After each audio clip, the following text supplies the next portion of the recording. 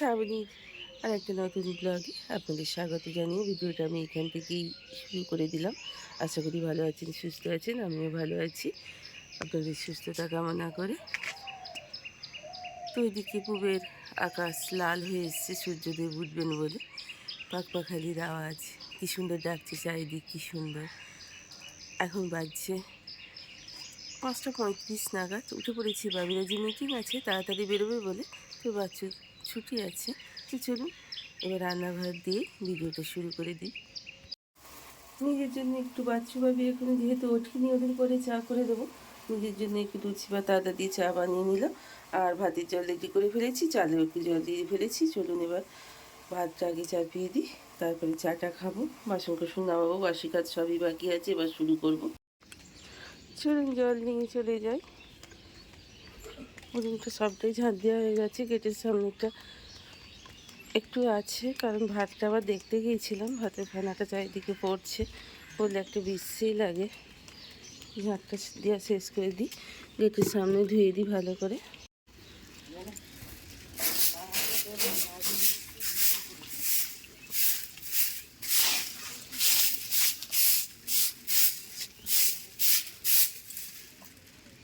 সকালবেলা উঠে, সকালবেলা শুধু না, সন্ধেবেলা চৌকাঠি জল যেমন দিতে হয়, সকালবেলা উঠে মেন গেটটা ঝাঁটপালা দেওয়ার পর যদি একটু ভালো করে জল দিয়ে একটুখানি ধুয়ে টুয়ে দেওয়া হয়, এটা সংসারেরই মঙ্গল ধরে রাখা হয়। তো আমাকে এটা মা ঠাকুমারাই শিখিয়েছিলেন। অবশ্য আমি দিদিমার কাছে আমি শিখেছি এই কাজটা। আমি দেখতাম ভোরবেলা উঠে দিদিমা করতেন। তো কালকে রাত্রে নিজের জল ভিজিয়ে রেখে দিয়েছিলাম, অবশ্যই মৌরি দিয়ে। তো চলুন বাচ্চাকে বাবিকে আগে দিয়ে দিই। ভাত হয়ে গেল, এখানে একটু ফুট ডাল চাপিয়ে দিয়েছি, আজকে যেহেতু স্যাটারডে নিরামিষ। তো এখানে বাবির জন্য একটা পোস্ত বড়া করে দিচ্ছি, আর একটু আলু ভেজে দেবো, পিছিয়ে রেখে দিয়েছি। আর বাকি পোস্তটা আছে, আমি ভাবছি একটুখানি আমার আর বাচ্চুর জন্য একটু আলু পোস্ত করে নেব। তো আজকে লাঞ্চ মেনু এই। আর বাড়ির সামনে থেকে একটু শাক কিনে নিয়েছি, ঝুনির জন্য একটু কলমি শাক, আর আমাদের জন্য পুনকো শাক, সেটাও অবশ্যই ভেজে নেব একটু। ডালটা সিদ্ধ করা হয়ে গেছিলো, কিন্তু ফোড়ন দেওয়া হয়নি। ওপর থেকে যে কোনো তরকারিতে একটু ফোড়ন দিলে বা ডালে ফোড়ন দিলে খেতে ভালোই লাগে। কথা তো গুণাগুণ আপনারা জানেন, যে কোনো তরকারিতে ভাজা ভুজিতে, এমনকি সকালবেলা যদি খালি পেটে উঠে 3-4টে কারি পাতা চিবিয়ে খাওয়া যায়, খেয়ে জল খাওয়া যায়, অনেক উপকার থেকে মুক্তি পাওয়া যায়। আর আমার রান্নাঘরটা এখন এরমই অবস্থা হয়ে আছে। তো রান্নাবান্না মোটামুটি বাবিকে করে দিয়ে এবার আমি চলে এসেছি। প্রচুর কাঁচা আছে, সেগুলো আগে ভিজিয়ে দেবো, তারপরে অন্য কাজ। বিছানা পরিষ্কার পরিচ্ছন্ন হয়ে গেল, ঘর দোয়ার এখনও ঝাঁটপালা দেওয়া হয়নি। তো চলুন এবার এখানটা সব রেখে দিলাম। বাচ্চা যেখানে বিছানাপত্র থাকে সেখানেই সব বালিশ টালিশ লেপ টেপগুলো গুছিয়ে রেখে দিলাম, এবং বাচ্চুর বেডশিটটাকে ভালো করে চাপা দিয়ে দিলাম। এখানে বেশ কিছু গ্রসারি মাল রাখা আছে, বাবি স্টাইল বাজার থেকে, বর্ধমান থেকে নিয়ে এসছে। তো সেগুলো সময় করে আপনাদের পরে দেখাবো। আর বেশ কিছু জিনিস এখানে বার করা পড়ে আছে, বাবি রেন্টেড হাউস থেকে, বর্ধমান থেকে এগুলো নিয়ে এসছে কাচাকুচি করার জন্য। আর যে জিনিসগুলো লাগবে না সেগুলো ওখানে লাগে না বা লাগবে না, তাই জন্য নিয়েও চলে এসছে। আর চারিদিকে সব সবজি সবজা সব ছড়ানো ছিটানো আছে। তো চলুন সব জিনিসপত্র গুছিয়ে গাছিয়ে তুলে টুলে রেখে দিয়ে এবার চলে এলাম ঝাঁটপালা দেওয়ার জন্য। তো ঝাঁটপালাটা দিয়ে নিয়ে তারপরে এবার স্নানে যাওয়ার পালা। স্নানে গিয়ে তারপরে পুজো টুজো করে তারপরে একটু ব্রেকফাস্ট খাবো। বাসি কাজ মোটামুটি সব করে নিয়ে, স্নান টান করে নিয়ে, পুজো টুজো করে নিয়ে একটু জল মুড়ি গুড় খেয়ে নিয়েছি। আমি কিছু পোস্ত বড়াটা করে দিয়েছিলাম, একটু খানিকটা পোস্ত আছে, আমি বেশ কিছু বেসনের বড়া করে নিলাম। আর বেসনের বড়া দিয়ে আজকে একটুখানি আলু দিয়ে পোস্ত খেতে ইচ্ছা করলো। তো এরম রান্নাটা আমার শাশুড়ি মা করতেন, ওনার কাছেই আমি শিখেছিলাম। খেতে বেশ ভালো লাগে বলে আমিও তাই আজকে বানিয়ে ফেললাম। কিছু শীতের পোশাকে এই বাবির বেশ কিছু জামা কাপড় যেগুলো বর্ধমান থেকে নিয়ে এসেছে সেগুলোকে কেচে ফেললাম। কেচে এবার শুকোতে দিয়ে দেবো, রোদ থাকতে থাকতে আশা করি শুকিয়ে যাবে, যা রোদের জোর ভরে। একটা সোয়েটার আছে যেগুলোকে কেচে নিচ্ছি, এবার কেচে এগুলো বিদায় দেওয়ার পালা। লাঞ্চে মেনুগুলো দেখিয়ে দিই। বেসনের বড়া দিয়ে আলু দিয়ে পোস্ত, আর পুনকো শাকটা কিনেছিলাম সেটা ভেজে নিয়েছি, আর ফুট ডাল করে নিয়েছি, আর এখানে একটু লাল লাল করে আলু ভাজা করে নিয়েছি। তাড়াতাড়ি করে নিয়েছিলাম, বিকেলও হয়ে গেছে, যাওয়া হয়নি, সন্ধ্যের জল দেবারও সময় হয়ে গেছে। এমনই নিয়ম, বাবার পুজো যেহেতু শিবরাত্রি চলে এসছে, দেখুন এই আকন্দ গাছে কয়েকদিন আগেও ফুল ছিল না, এখন অগুন্তি গোটা গাছটাই ফুলে ভরে গেছে। শুনছিল দুপুরে মাজতে পারিনি, ভীষণই মাথা যন্ত্রণা করছিল বলে তাড়াতাড়ি করে খেয়ে শুয়ে নিয়েছি। তো এখন মেজে ফেললাম আর কিছু জলও ট্যাগ। তো সবজি বাজার বাচ্চু সকালবেলা নিয়ে এসে দেখুন না, ব্যাগের ভেতরে ছিল, এখনই গরম পড়েনি বললেই ভুল হবে, বেশ রোদের জোর। তো কুমড়োটা একটু হয়ে গেছে, আমি ডাঁটা দিয়ে রাত্রে কুমড়ো তরকারি করে ফেলবো আজকে যেহেতু নিরামিষ। এখানে আলু নিয়ে এসে, কাঁচা লঙ্কা, ডাঁটা, ঢ্যাঁড়স, বছরের প্রথম এলো ঢ্যাঁড়স, বেগুন এনেছি, উচ্ছে এনেছি, ধনেপাতা এসছে, বেশ কিছু পেঁয়াজ শাক নিয়ে, নারকলের কুল আর পেয়ারা।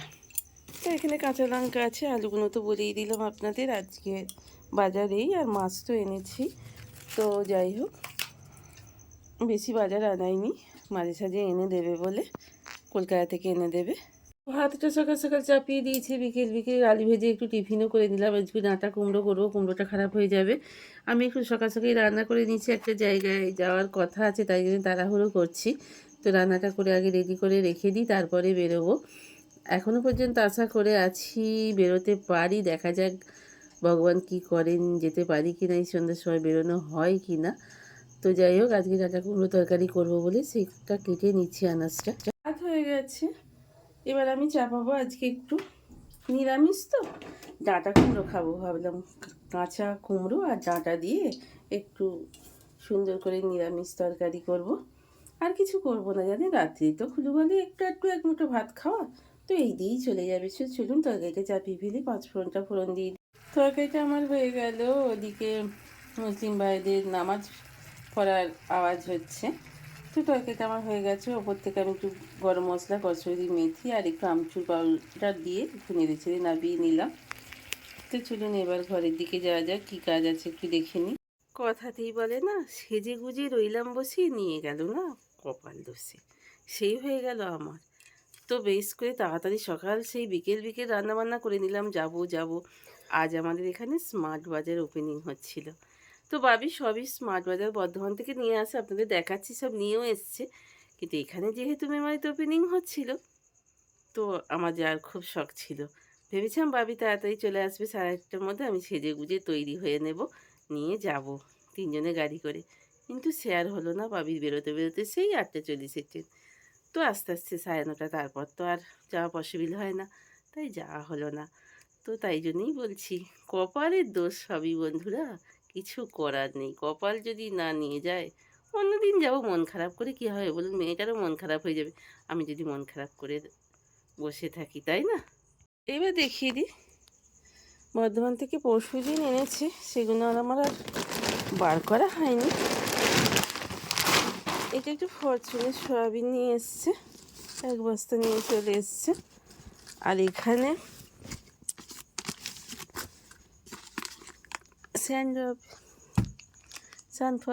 সানফ্লাওয়ারের স্যান্ড্রপ নিয়ে চলে এসছে, এটা একদম ব্যারেলে করে। আর এটাতে আছে, দেখি, ও এটা মাস্টার্ড অয়েল, দেখি কোনটা দিয়েছে, কাচ্চিঘানি মাস্টার্ড অয়েল স্ট্রংটা দিয়েছে। তো ভালো হয়েছে, 4 কেজি সর্ষের তেল আর 3 কেজি সাদা তেল, মানে সানফ্লাওয়ারের। আর এখানে 5 কেজি চিনি। আর এইটাই হচ্ছে বাজার, নিয়ে এসে দিয়েছে ভাবি। দুপুরে যে জামা কাপড়গুলো কাচলাম সেগুলোই রেখেছি, এবার গুছিয়ে নেব। বাচ্চাও ওখানে বসে বসে হাঁটু বার করে দেখুন ফোন দেখছে একবারে দৃষ্টিতে। আমি যে সামনে বসে আছি সেদিকে কিন্তু নজর নেই, বুঝতে পেরেছেন তো, আমি আর ডার্লিং নেই, ফোনই এখন সবাইকার সব ডার্লিং হয়ে গেছে। চলুন, ভাবি তো সেই 9:30টায় ফিরবে, বাচ্চার আজকে স্যাটারডে, ও অফিস নেই। তো আজকের মতো ভিডিওটা এখানেই শেষ করছি, ভালো থাকবেন, সুস্থ থাকবেন। এতক্ষণ পর্যন্ত যেসব বন্ধুরা আমার পাশে ছিলেন, সাথে ছিলেন, তাদের অসংখ্য ধন্যবাদ জানিয়ে আজকের মতো শেষ করলাম।